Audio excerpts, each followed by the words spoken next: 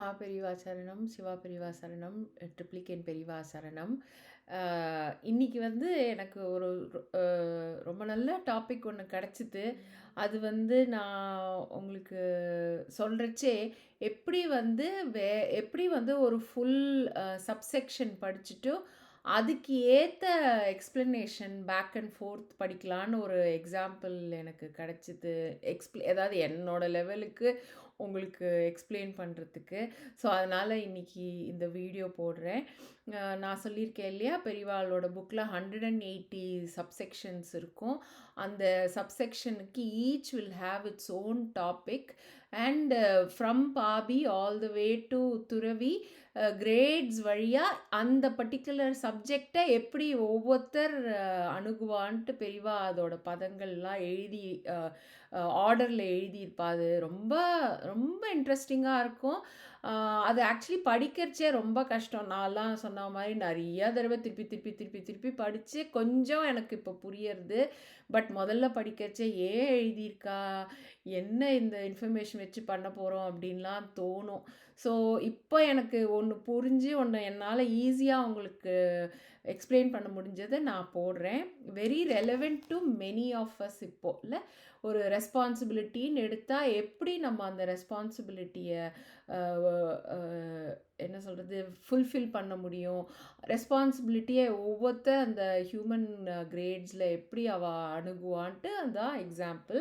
நீங்கள் வந்து பேஜ் 64 எடுத்துக்கோங்க. பேஜ் 64ல் லாஸ்ட் சப்செக்ஷன் 62. இது ஃபுல்லாக வந்து பொறுப்பு என்ன ரெஸ்பான்சிபிலிட்டி பற்றி. ஸோ 62A, பொது ஸ்தாபனத்தின் பொருளை தனதாக்கி விடுபவன் பாவி. பொது ஸ்தாபனத்தின் பொருளை தனதாக்கி விடுபவன் பாவி. பி, ஏற்க வேண்டிய பொறுப்பை தட்டி கழிப்பவன் பாவி. ஏற்க வேண்டிய பொறுப்பை தட்டி கழிப்பவன் பாவி. சி, சுயநல பொறுப்பில் விறுவிறுப்பை கொள்பவன் பாமரன். சுயநல பொறுப்பில் விறுவிறுப்பை கொள்பவன் பாமரன். டி, வேண்டியவர்களின் பொருட்டு பொறுப்பேற்பவன் பாமரன். வேண்டியவர்களின் பொருட்டு பொறுப்பை ஏற்பவன் பாமரன். இ, அணுகுவோரின் ஆதாயமற்ற பொறுப்பை முடிப்பவன் விவேகி. இ, அணுகுவோரின் ஆதாயமற்ற பொறுப்பை முடிப்பவன் விவேகி. எஃப், பொறுப்பற்றவனை கண்டு கவலை ஏற்பவன் சாது.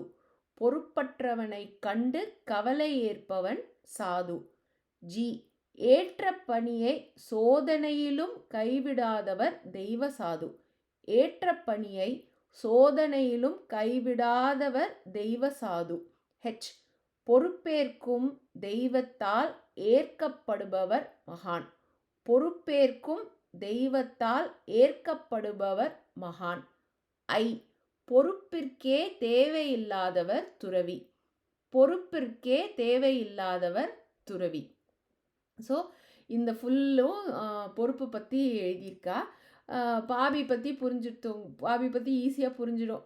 பொது ஸ்தாபனத்தை பொறுப்பேற்று அத்தையும் தன்னோடதுன்னு நினச்சின்ருவான். பாபி தன்னோடது ஆக்கின்றுவான். என்ன everything material as well as whatever rights எல்லாம் தனதாக்கின்றுவான். அது வந்து பாபியோட லெவல். அப்புறம் ஏற்க வேண்டிய பொறுப்பை தட்டி கழிப்பவன் பாபி. என்ன ரெஸ்பான்சிபிலிட்டியோ அதை பண்ணாமல் அதை போஸ்ட்போன் பண்ணி ஆர் அதுக்கு வந்து எப்படிலாம் நான் ஃபுல்ஃபில் பண்ணாமல் இருக்கிறதோ அதுவே ஒரு பாபியோட ஒரு குணம். சி வந்து தனக்கு ஒரு நல்லது வந்துடும் அப்படின்னாக்கா சுறுசுறுப்பாக பண்ணுறது வந்து பாமரன், நம்ம லெவல். இப்போது வந்து கடைக்கு போய் பால் வாங்கினா நம்மளால் காஃபி குடிக்க முடியும். ஸோ அது குடுகுடுன்னு சுறுசுறுப்பாக ஏறி போய் எழுந்து போய் பண்ணுறோம் இல்லையா, அது மாதிரி சிம்பிள். நமக்கு ஒரு ஒர்க் முடிஞ்சால் நமக்கு அதில் ஆதாயம் இருப்பான்னா அதை போய் பண்ணுறது வந்து காமன் மேன். அப்புறம் வந்து வேண்டியவர்களின் பொருட்டு பொறுப்பை ஏற்பவன் பாமரன். என்னோட ஃப்ரெண்டு சொன்ன எக்ஸாம்பிள் ரொம்ப சூப்பர் எக்ஸாம்பிள். அது வந்து வேண்டுவோரின் பொறுப்பு. இப்போ வந்து ஒரு ஃபேமிலியை நம்ம அண்டர்டேக் பண்ணி, அது வந்து நமக்கு வேண்டியவா, அவளுக்கு நம்ம வந்து ஹெல்ப் பண்ணி அந்த பொறுப்பை ஏற்றுக்கிறோம் பாருங்க, அதுவும் காமன் மேன். இந்த மாதிரி பொறுப்பேற்றதுனால உடனே அவள் சூப்பர் பர்சன் இல்லை. காமன் மேனோட எக்ஸ்பெக்டேஷன் இதுதான். இதில் தான் பெரியவா வந்து நீங்கள் நல்லது பண்ணால் உங்களுக்கு உடனே you don't go to a next level. You are expected to be a good person, good human being. So அதுதான், அது வேண்டியவர்களின் பொருட்டு பொறுப்பை ஏற்பவன் பாமரன். அணுகுவோரின் ஆதாயமற்ற பொறுப்பை முடிப்பவன் விவேகி. ஒருத்தர் யாரோ வரா, அவளுக்கு வந்து ஒன்றுமே இல்லை, அவளுக்கு நம்ம ஹெல்ப் பண்ணியே ஆகணும். ஆனால் அவள் பண்ணுறதுனால நமக்கு வந்து ஒன்றும் இல்லைனாலும் நம்ம பண்ணுறோம்ல, அதை யோசிக்காமல் பண்ணிடுவார் விவேகி. விவேகி வந்து ஒருத்தர் ஒன்றுமே இல்லை, அவளுக்கு ஹெல்ப் பண்ணி அவளை அந்த ப்ராப்ளத்துலேருந்து மீட்கணும் அப்படின்னாக்க அந்த பொறுப்பை ஏற்று அதை முடிப்பவர் வந்து விவேகி. அப்புறம் பொறுப்பற்றவனை கண்டு கவலை ஏற்பவன் சாது. அது வந்து ஒரு ஒரு ஒரு ரெஸ்பான்சிபிலிட்டி இருக்குது. அது வந்து எனி ரெஸ்பான்சிபிலிட்டி, அந்த ரெஸ்பான்சிபிலிட்டி அவன் பண்ணி ஆகணும் அப்படின்ட்டு கவலை ஏற்றுப்பாரான் சாதுங்கிறவர். அப்புறம் ஏற்ற பணியை சோதனையிலும் கைவிடாதவர் தெய்வ சாது. ஏதாவது ஒரு ஒர்க்கை எடுத்துட்டா என்ன ப்ராப்ளம், என்ன ஹேர்டில் வந்தாலும் அந்த தெய்வ சாது அந்த ஒர்க்கை எடுத்து முடிச்சிருவா. அப்புறம் வந்து பொறுப்பேற்கும் தெய்வத்தால் ஏற்கப்படுபவர் மகான். இங்கே வந்து மகானுக்கு நிறைய இடத்துல பெரியவா எக்ஸ்பிளைன் பண்ணியிருப்பா. மகானோட ஒர்க்கை தெய்வங்கள் வந்து பொறுப்பேற்றுன்றோம். அதுதான் இதுக்கு மீனிங். மகான் பண்ண வேண்டிய ஒர்க்கை வந்து தெய்வங்கள் எடுத்து பண்ணிடும். வந்து பொறுப்பிற்கே தேவையில்லாதவர் துறவி. துறவியாக இருக்கிறது துறவி ஞானி, 2 லெவல், ஃபைனல் 2. அவளுக்கு பொறுப்புக்கு நீடே இல்லை. ஏன்னா அவள் வந்து தன்னையும் துறந்த துறவின்னு அவளுக்கு பேர். தெய்வ பாசத்தையும் அகற்றியவர், ஆத்மீக சக்தியை அடைந்தவர், பேரின்பத்தில் ஆழ்ந்தவர். அதனால அவருக்கு வந்து பொறுப்பெல்லாம் ஒரு பொருட்டே கிடையாது. ரைட்? ஸோ இதுதான் இப்படி நீங்கள் படிக்கணும். நான் என்ன பண்ணுறேன், இப்போது வந்து பேஜ் 65ல் 62F எஃப்ல வந்து 62F திருப்பி படிச்சுட்டு I will tell you how to go refer back. Okay, 62F வந்து பொறுப்பற்றவனை கண்டு கவலை ஏற்பவன் சாது. ஸோ இப்போ வந்து நீங்கள் go back to page number 5. So 5லேருந்து 6, 7. ஸோ இதில் வந்து 5ல் நீங்கள் பார்த்தீங்கன்னாக்க சாதுனாக்க அந்த அந்த லைனில் வந்து சாது வருது இல்லையா?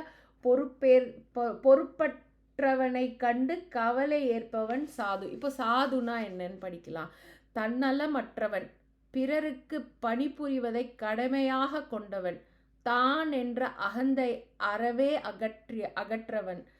பொதுவாக சாது என்ற பதத்தை நம்மவர்கள் குறிப்பிடும்போது அசடு, மந்தன், நல்லவன் போன்ற பல கருத்துக்களை சந்தர்ப்பங்களை அனுசரித்து பயன்படுத்தி வருவதுடன் விபூதி, ருத்ராட்சத்தையோ நாமம் துளசி மாலையையோ தரித்து ஓரிடத்தில் அமர்ந்து இலவச பிக்ஷை ஏற்று வருபவர்களையும் சாதுக்கள் என்ற பதத்தால் குறிப்பிடும் வழக்கத்தை ஏற்று வருகிறார்கள். இத்தகையவர்கள் உண்மையில் தெய்வத்தை நினைத்து கொண்டிருப்பவர்களேயானால் அவர்களை தெய்வீக பாமரர்கள் என்று குறிப்பிடலாம். ஆனால் சாதுவின் நிலையானரை நான் குறிப்பிட்டிருப்பது அத்தகையவர்களை அல்ல. எனவே என்னால் விளக்கப்பட்டிருக்கும் தன்மையை கொண்டவர்களைத்தான் சாது என்ற பதத்தால் குறிப்பிட வேண்டுமே தவிர அத்தகைய தன்மைகளை அனைத்தையும் ஒருவன் அடையாத வரையில் அவனை சாது என்ற நிலையில் இயங்குபவனாக கொண்டுவிட முடியாது. சாது மிராண்டால் காடு கொள்ளாது என்ற ஓர் பழமொழியை கொண்டிருக்கிறோமே, அந்த பழமொழி இத்தகைய சாதுவை தான் குறிப்பிடதாகும். ஸோ இந்த சாதுங்கிறது வந்து பிறருக்கு பணிபுரிவதை கடமையாக கொண்டவன். ஸோ இன்னொருத்தருக்காக ஒர்க் பண்ணணும், தான் என்ற அகந்தை அறவே தாங்கிற அந்த அகம்பாவம் சுத்தமே கிடையாது. ஸோ சுத்தமாக அவளுக்கு மனசுலேயே இருக்காது. நமக்கெலாம் இருக்குது, அதனால தான் நம்ம அதை எப்படி விடுறதுன்னு அவளுக்கெலாம் அந்த ஃபீலிங்கே இருக்காது, தாங்கிற ஃபீலிங்கே இருக்காது சாதுன்ற நிலைமையில். ஸோ இப்போது நம்ம ஓரளவு சாதுனா என்னன்னு பார்த்துட்டோம். இப்போ 65 பேஜில் 62F எடுத்து படிச்சேன்னாக்க, அந்தந்த சமயங்களில் செயலாற்றி முடிக்க வேண்டிய காரியங்களில் ஒருவன் தவக்கத்தை கொண்டிருப்பவனோ ஆனால் அவனை காணும் ஓர் சாது அவைகள் காலாகாலத்தில் முடிய வேண்டுமே என்று தனக்குத்தானே நினைத்து வேண்டாத கவலையில் இறங்குபவனாவான். ஸோ சாதுக்கு இன்னொருத்தர் அது அவளோட டிசிஷன் ஆர் அவளோட ரெஸ்பான்சிபிலிட்டியை முடிக்கலையே, முடிச்சே ஆகணுமேன்ட்டு கவலையில் இருக்கா பாருங்க, அது சாது. That could be any type of decisions we need to make or responsibilities we need to fulfil. அது முடிக்கலையேன்னு சாது கவலைப்படுவாளாம். அந்த மாதிரி நிலைமையில தான் சாது. இப்போது நிறையா நீங்கள் இப்போ இந்த சாது ஓரளவு கொஞ்சம் புரிஞ்சுடுத்து. ஆனால் இன்னும் பெரியவா சாதுவை பற்றி என்னெல்லாம் எழுதியிருக்கா அப்படின்னு நீங்கள் படிக்கிறதுக்கு சில எக்ஸாம்பிள்ஸ் நான் சும்மா எடுத்து உங்கள்கிட்ட தரேன்.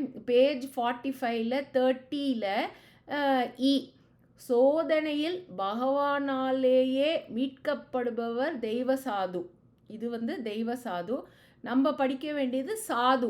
ஸோ இப்போ 45 பேஜில் 30C அபூர்வ குணங்களையும் முடிக்க வேண்டிய நிலை சாது. ஸோ நிறையா இன்னும் அவளுக்கு லெவல் இருக்குது. ஸோ சாது still younger in the grade level. சரியா? அப்புறம் வேற என்ன படிக்கலாம் பார்க்குறேன் இருங்கோ.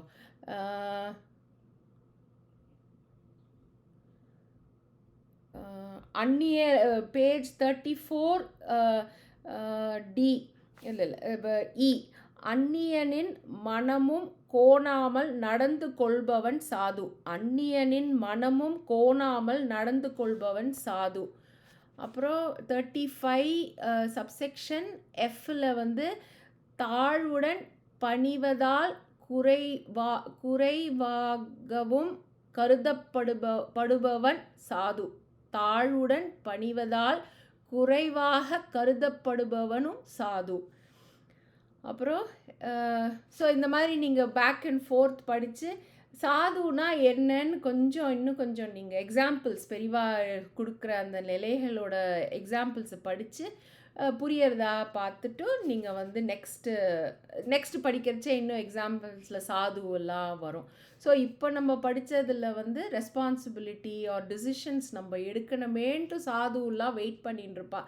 இது நம்ம எங்கள் அம்மா எப்போதும் நான் சம்டைம்ஸ் சில டிசிஷன்ஸ் எல்லாம் எடுக்க நம்ம ஹெசிடேட் பண்ணுறோம், பண்ணலாமா கூடாதா, அப்போது அம்மா சொல்வா, நம்ம எடுக்கணுமேன்ட்டு பெரியவாலேருந்து எல்லாரும் கவலையாக வெயிட் பண்ணிட்டுருப்பா, நம்ம டிசிஷன்ஸ் எடுத்து தான் ஆகணும் அப்படின்ட்டு எங்கள் அம்மா இந்த எக்ஸாம்பிள் எனக்கு எடுத்து சொல்வா.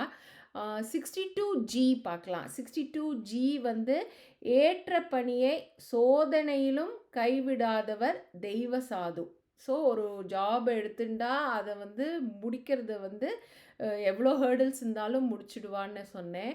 தெய்வ சாதுங்கிறவா என்னன்னு நம்ம திருப்பி போய் பார்த்தாக்க பேஜ் 7ல் தெய்வ சாது முரட்டு பக்திமான்கள், நாயன்மார்கள், ஆழ்வாராதிகள், பக்ததாசர்கள் போன்றவர்களைப் போல் இயங்குபவர்கள், விதவிதமான வகைகளில் தெய்வீக பணிகளை ஏற்பவர்கள். ஸோ இவாளெல்லாம் ஃபுல்லி சப்மிட்டட் டு பெருமாளோட ஒர்க், காடோட ஒர்க், சிவனோட work. So they are all சிவனடியார்கள் அண்ட் ஆழ்வார்கள்.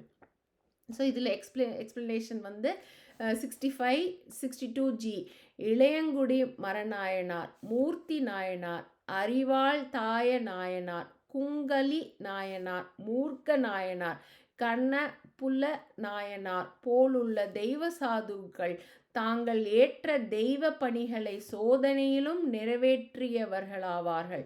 மேலே கூறப்பட்டிருப்பவர்களின் வரலாற்றுகளை 63 நாயன்மார்களின் சரித்திரத்தில் காண்கன்னு எழுதியிருக்கா. ஸோ பெரியவா இவா ஸ்பெசிஃபிக்காக இந்த நாயனார் பேரெல்லாம் கொடுத்து அவள் என்னெல்லாம் ஒர்க் பண்ணியிருக்காளோ நீங்கள் அங்கே படிங்கன்னு சொல்லியிருக்கா. நான் படித்ததில்லை. ஐ ரியலி ஹோப் நான் படித்து எனக்கு இன்னும் புரியணுன்ட்டு பெரியவா அனுகிரகம் பண்ணணும்.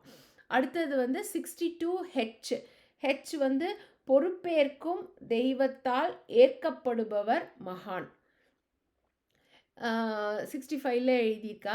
எவர் ஒருவர் மானிட ஜென்மாவின் குறிக்கோளை உணர்ந்து உலக ஈடுபாடுகளிலிருந்து விடுபட்டு தெய்வமே கதி என்று பகவானிடத்தில் சரணடைந்து விடுகிறாரோ அத்தகையவர்களை தான் தனது பாதார விந்தங்களில் ஏற்றுக்கொள்ளும் பொறுப்பை பகவான் ஏற்கிறார். ஸோ ஃபுல் சரணாகதி பண்ணி நம்ம சப்மிட் பண்ணாக்க அவளோட பொறுப்பை பகவான் ஏற்றிருக்காருன்னு பெரியவா எழுதியிருக்கா.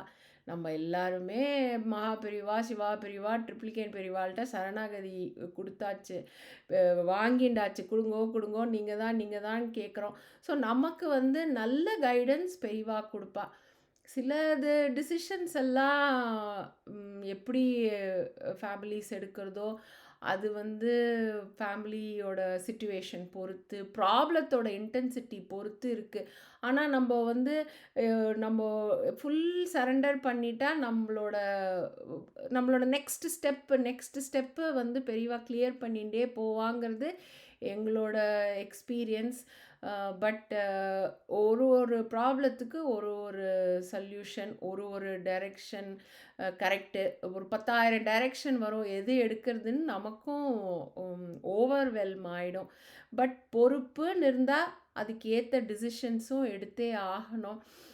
ஆனால் அந்த மாதிரி டிசிஷன்ஸ் எடுக்கிறதுக்கு நம்ம பெரியவாள்கிட்ட சரண்டர் பண்ணுறதோட வேறு வழி இல்லை. பட் இது வந்து இந்த எக்ஸாம்பிள் வந்து எடுத்தது to demonstrate how to read, refer back and forth. And இந்த மாதிரி ரெஃபர் பண்ணால் தான் பெரியவா புக்கு புரியும். மல்டிபிள் டைம்ஸ் படித்தா புரியும்.